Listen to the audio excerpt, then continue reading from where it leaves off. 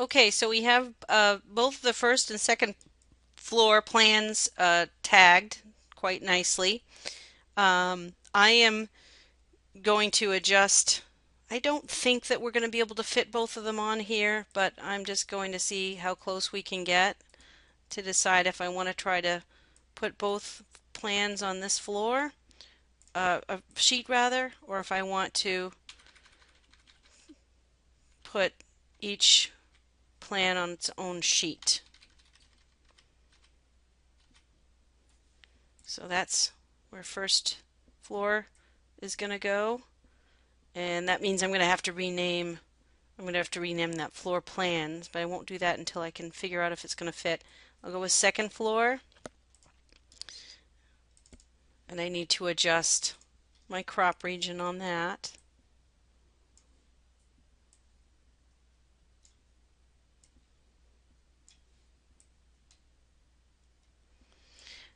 And turn off the crop region when I'm done adjusting. And let's see if that will fit. It does fit. Now, when I move this around, you're going to see that there, it lines. See how it will line up. Let me move it in, and I'm going to move it back. With that blue line, it shows you when it's aligned with the other floor. So now these are all lined up. So I like this. Now, because we have more than one view on this page, we have two labels, and the labels showed up way down here. So in order to move the labels in the proper place, I'm going to click on the actual label and move it up. But here's the trickiness. In order to change the length of this, you click on the view, which brings up this grip, and you can drag that over. So let's move this label up, and you'll see it will snap to when it's aligned with the other label. And then you click on the view and adjust the length. So I think this will be a good spot for the door and window schedules, and so I think that's where we'll put them. So let's make a door schedule, or actually, do we have a door schedule already? We do. There's the door schedule.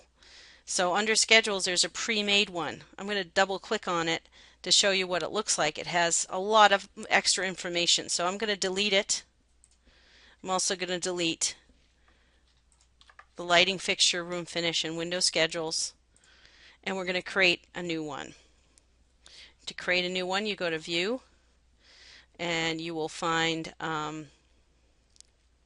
Schedules here, and let's create a door schedule first. And what I want to bring over for doors is a door mark, a family and type, and I think that's it for now. Is what you'll see is that family and type includes the width and the height of the door. So let's hit OK to that. And there's our door mark and our door type. If we expand that, you can see that it has quite a bit of information. And I just want to drag and drop that onto my first floor sheet. So I go up to Door Schedule, Quantities, drag and drop it onto the sheet, and it comes in looking kind of crummy because we just need to pull that over so that those are all single lined. So we can put that, we've got plenty of room for that. We'll put that down here, and I think we'll have plenty of room over here for the window schedule. So let's do that same process again. This time we're going to create a window schedule, and I'm going to add a count, a type mark rather than mark, and a family and type. And I'm going to explain the difference between mark and type mark. Type mark is what we use for windows because we tend to itemize windows not individually but by their type, and with doors we don't. We itemize each door individually. So under sorting and grouping, I want to sort my windows by type mark, and I do not want them itemized. And that way we get the quantity and we get the type mark over here. Now if you want to flip those and want the type mark first and then the quantity, you can go into the window schedule, highlight it, and then we have fields, and I can add or move one field up and down to get it to do what I want. Now I want to drag and drop that onto my first floor view, and it's also going to come in looking kind of crummy until we adjust that last field. And that's a very basic door and window schedule that we've added. So let's go ahead and create some sheets. I'm going to right click and create a new sheet. Same sheet size I've been using before that we loaded in the project setup videos. I'm going to rename this Sheet 02, and this will be named Elevations.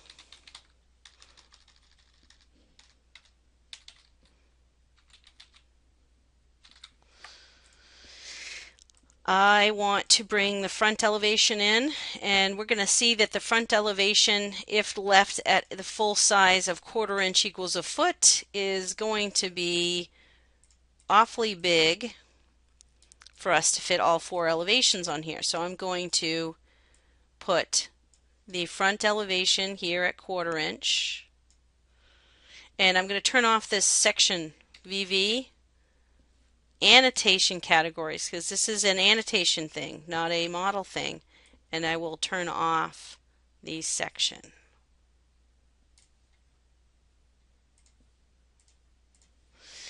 And that looks pretty good. Then we'll turn off the crop region, and I'm going to center that on this sheet.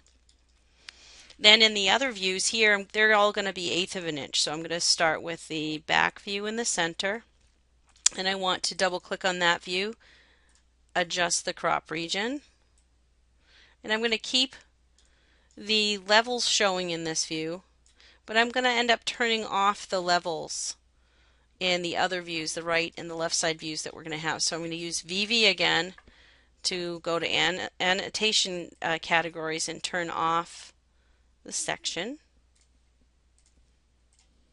and turn off the crop region, and set this to 1/8 of an inch equals a foot. So that's going to give me plenty of room to put that view and then the 2 others next to it. So this is not good. It needs to be much smaller, and we need to move it underneath the view like that. This needs to be moved under its view and needs to be made much smaller.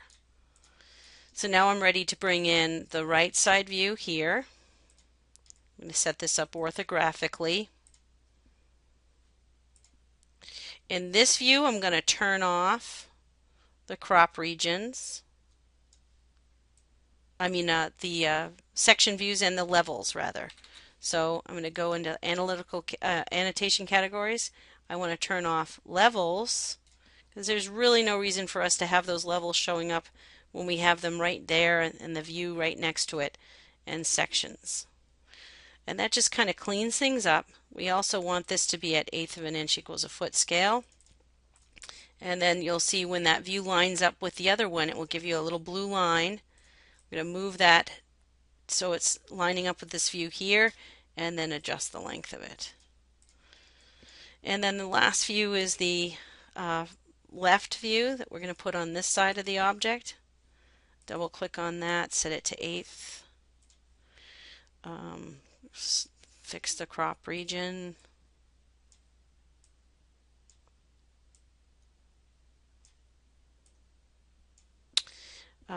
Use VV to turn off the levels in the annotation categories and the sections. Just in case we end up adding a section later that we might see it in this view, we might as well do it so then we don't have to do it again later.